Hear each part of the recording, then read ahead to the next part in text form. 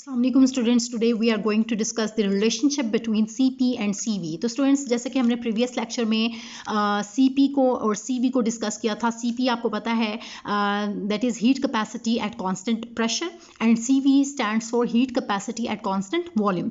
तो स्टूडेंट्स आज जो है हम इनके रिलेशनशिप को देखेंगे कि CP एंड CV जो है उनका आपस में क्या रिलेशनशिप है। ठीक है, तो स्टूडेंट्स हम स्टार्ट लेते हैं that is when we measure CV of a system. जैसे कि हमने स्टूडेंट्स प्रीवियस लेक्चर में पिछले लेक्चर में हमने डिस्कस किया था कि CV जो है उसको हमने मेजर भी किया था, CV ऑफ अ सिस्टम। ठीक है, तो जब हम इसको मेजर करते हैं सिस्टम के CV ऑफ अ सिस्टम को, ठीक है, then volume is kept constant. अब आपको पता है कि CV stands for heat capacity at constant volume. ठीक है, मैं यहाँ पर इसको मेंशन कर देती हूँ। CV क्या है? That is heat capacity at constant volume. तो अब आप देख रहे हैं कांस्टेंट वॉल्यूम में कह रही हूँ, तो इसका मतलब है यहाँ पर वॉल्यूम आपने क्या रखा है? Volume is kept constant. तो जब आप कांस्टेंट वॉल्यूम रखेंगे तो no work is done by the system. जैसे कि मैंने ऑलरेडी आपको बताया हुआ है कि जब आप वॉल्यूम को कांस्टेंट रख रहे हैं, ठीक है, इस केस में तो कोई भी वर्क डन नहीं हो रहा। ठीक है, तो हीट जो एब्जॉर्ब होगी, ठीक है, जब सिस्टम में हीट एब्जॉर्ब होगी, सिस्टम हीट एब्जॉर्ब करेगा, so it will results in only the increase in internal energy of the system. तो क्या होगा? सिर्फ और सिर्फ जो है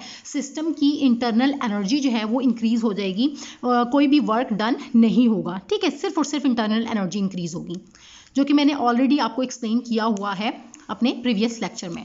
तो ये आप देख रहे हैं, तो इसके अकॉर्डिंग आपने प्रीवियस लेक्चर में ये एक्सप्रेशन हम लोगों ने डिराइव किया था, that is CV is equals to DE divided by DT। ठीक है, ये आप इसको इक्वेशन नंबर 1 कह लें। ठीक है, CV एट कांस्टेंट वॉल्यूम, ठीक है, यानी कि heat capacity at constant volume is equals to increase in internal energy that is DE divided by DT with respect to temperature. ठीक है, तो ये आपने मेंशन किया। ठीक, सिमिलरली स्टूडेंट्स इसी तरह अगर हम CV के बजाय हम CP को डिस्कस करें, यानी कि heat capacity at constant pressure, तो उसमें क्या होगा? ठीक है, अब हम इसको देख लेते हैं स्टूडेंट्स कि on the other hand the pressure is kept constant. When the pressure is kept constant during the supply of heat, then some work of expansion is also done. तो क्या हो रहा होता है कि जब आप प्रेशर को कांस्टेंट रखते हैं तो क्या होता है कि कुछ वर्क डन हो रहा होता है। ठीक है, work of expansion is also done in addition to the increase in internal energy. उसमें क्या होता था? सिर्फ और सिर्फ इंटरनल एनर्जी सिस्टम की इंक्रीज होती थी, कोई वर्क डन नहीं होता था CV के केस में। लेकिन जब CP को देखा गया तो CP में क्या हुआ कि जब आप हीट सप्लाई करते हैं सिस्टम को तो उसके इंटरनल एनर्जी में इंक्रीज होने के साथ साथ वर्क डन भी हो रहा होता है। ठीक है, so it means some extra heat is required for doing this work. और इसके लिए इसका मतलब क्या है कि कुछ एक्स्ट्रा हीट रिक्वायर्ड है कि काम करने के लिए। ठीक है, सो इसके लिए जो आप लोगों ने एक्सप्रेशन डिराइव किया था वो क्या था? That is CP is equals to DE divided by DT, यानी कि इंटरनल एनर्जी भी इंक्रीज हुई थी plus pressure volume work done हुआ था, that is P DV divided by DT। ये क्या है? DV डिवाइड बाई DT, जो कि उसमें वर्क डन हुआ है, ये वो है। ठीक है, प्रेशर वॉल्यूम वर्क, इसको हमने रिप्रेजेंट किया P DV divided by DT।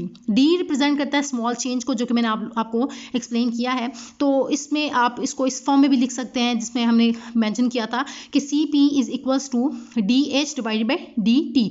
DH क्या है?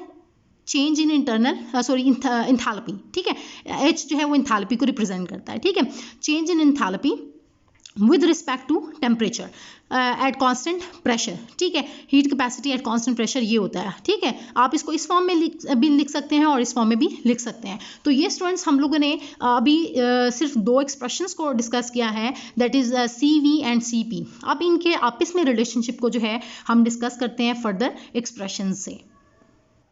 तो स्टूडेंट्स जैसे कि हमने प्रीवियस स्टार्ट में हम लोगों ने लेक्चर्स में डिस्कस किया था इंथैल्पी को, जो कि क्या था? H is equals to E plus PV। So deduce this fact logically, हम इस जो है इसको हम लॉजिकली देखेंगे इस एक्सप्रेशन से। ठीक है, कि H is equals to E plus PV, हम लोगों ने एक्सप्रेशन एक स्टार्ट में बिल्कुल पढ़ा था। ठीक है, इंथैल्पी के टॉपिक में। तो H is equals to E plus PV ये एक्सप्रेशन था। और सेकंड एक्सप्रेशन आप लोगों ने पढ़ा हुआ है general gas equation, that is PV is equals to nRT। अब जब n इज इक्वल्स टू 1 होगा तो ये किसके इक्विवेलेंट हो जाएगा? PV is equals to RT हो जाएगा। ठीक है, सो अब आपने क्या किया कि इसको इक्वेशन नंबर 1 कह लें, इसको आप कह लें इक्वेशन नंबर 2 कह दें। ठीक है, अब आपने क्या किया कि यहाँ पर ये PV है, ठीक है, इस इक्वेशन नंबर 1 में PV है और इक्वेशन नंबर 2 में PV की वैल्यू भी गिवन है, जो कि किसके इक्विवेलेंट है? RT के। तो आप क्या करेंगे? इक्वेशन नंबर 3 जो है वो बनाएंगे और इसमें क्या लिख रहे हैं h इज इक्वल्स टू, यानी कि इसमें इक्वेशन नंबर 1 में आप इक्वेशन नंबर 2 की से वैल्यू जो है वो पुट कर देंगे, ठीक है, सिंपल। और इसका आपके पास जो है वो इक्वेशन नंबर 3 आ जाएगी, जो कि क्या होगी h is equals to e plus pv की बजाय pv की जगह आपने इसकी वैल्यू पुट की rt, तो ये आपके पास बन गई equation, next equation that is equation number 3, जो कि क्या है h is equals to e plus rt। अब आपने क्या किया नेक्स्ट कि आपने इस थर्ड इक्वेशन को डिफरेंशिएट किया, ठीक है, इस इक्वेशन को थर्ड इक्वेशन को डिफरेंशिएट करना है विद रिस्पेक्ट टू टेम्परेचर। तो अब आपने क्या किया कि D H divided by D T, D किसको यहाँ पर रिप्रेजेंट कर रहा है, डिफरेंशिएशन को। आपने डिफरेंशिएट किया इसको D H divided by D T, क्योंकि विद रिस्पेक्ट टू टेम्परेचर कहा है मैंने, ठीक है, this is with respect to temperature, तो इसी वजह से आपने डी टी किया। इसी तरह यहाँ पर क्या है, ई है, तो D E divided by D T plus R है, ठीक है, आर कांस्टेंट है जो कि पहले आ जाएगा ये डिफरेंशिएशन से, ठीक है, डिफरेंशिएट करने से पहले आप इसको कांस्टेंट को पहले ले आएंगे, ठीक है, और फिर आगे टी है तो इसको भी आपने इसी तरह मेंशन कर दिया D T divide by D T, ठीक है। तो ये आप लोगों ने इस तरह से इसको डिफरेंशिएट कर लिया इक्वेशन नंबर 3 को। अब फर्दर क्या हुआ कि D H divide by D T, अब आपने इससे क्या करना है, इसको सिंप्लीफाई करना है, ठीक है। जब आप इसको सिंप्लीफाई करेंगे तो ये एज इट इज आ जाएगा D H divide by D T is equal to D E divide by D T plus R, ये डी टी से कैंसिल हो गया, तो ये इक्वेशन जो है आपके पास आ गई और इसको आप कह लें इक्वेशन नंबर 4, ठीक है। So according to the definitions, तो आप लोगों ने इन डेफिनेशंस के अकॉर्डिंग क्या कंक्लूड किया, क्या आप लोगों ने एक्सप्रेशंस डिराइव किए, मैं इसको एक्सप्लेन कर देती हूँ। तो स्टूडेंट्स हमने पहले मैंने बताया आपको कि D H divide by D T किसके इक्विवेलेंट था, सी पी के था, ठीक है, सी पी, और you can say that C P is equals to D H divide by D T, that is change in enthalpy with respect to temperature, ठीक है। तो सी वी क्या था, means heat capacity at constant volume is equals to change in internal energy with respect to temperature. ये दो expressions आप लोगों ने डिराइव किए, ठीक है, प्रीवियस जो लेक्चर था हमने उसमें ये डिस्कस किए थे, ठीक है। तो इनके अकॉर्डिंग जब हमने इसमें वैल्यू पुट की तो D H divide by D T किसके इक्विवेलेंट है, सी पी के इक्विवेलेंट है, ठीक है। तो आपने इसकी जगह क्या लिख दिया, इसकी जगह आपने लिख दिया सी पी, ठीक है, क्योंकि ये D H divide by D T किसके इक्विवेलेंट है, सी पी के इक्विवेलेंट है, तो इसकी जगह हमने सी पी लिख दिया। अब D E divide by D T किसके इक्विवेलेंट है, सी वी के, ठीक है। तो हम क्या करेंगे, इसकी जगह, इस वाले एक्सप्रेशन की जगह हम क्या करेंगे, ये यहाँ पर पुट कर देंगे सी वी और आगे एज इट इज लिख देंगे प्लस आर। तो हमारे पास ये नेक्स्ट इक्वेशन आ गई, इक्वेशन नंबर 5, जो कि हमने क्या डिराइव की, C P is equals to C V plus R, ठीक है, ये इक्वेशन नंबर 5। अब आप इसको क्या करेंगे, रीअरेंज कर लेंगे, तो ये क्या हो जाएगा, दैट इज सी पी, यानी कि ये सी वी आप जब इस तरफ इक्वेशन के लाएंगे तो ये क्या हो जाएगा, C P minus C V is equals to R. तो ये एक्सप्रेशन जो है स्टूडेंट्स आप लोगों ने C P and C V जो है that is equivalent to R, that is R क्या है, जनरल गैस कॉन्स्टेंट है, ठीक है। तो ये इसके इक्विवेलेंट आ रहा है, तो ये हमने रिलेशनशिप देखा between C P and C we.